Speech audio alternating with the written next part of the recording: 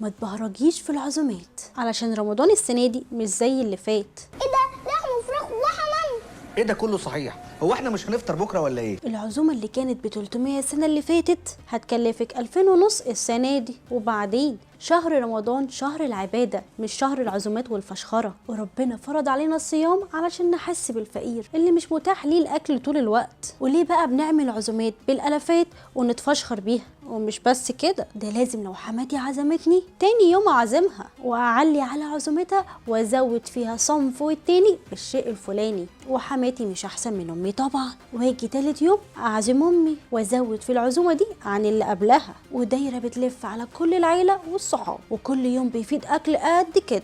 اعادة توزيع الاطباق في وسط العزومه فسيطرت على نص السفره، وبيترمي في الباسكت في الاخر. عايزين تعزموا اعزموا، بس كأنكم اكلكم طبيعي، كل واحد ليه طبق في رز او مكرونه، سلطه وبروتين، لحمه او فراخ وخلاص. مش لازم في نفس العزومه بانيه وبفتيك ولحمه صحيحه ولحمه متشوحه وبط وفراخ في الفرن وحمام كداب وحمام مش كداب. ده اكل يودي النار من كتر ما هو هيترمي. فعزموا بعض بس بالراحه على بعض وبلاش بهرجه.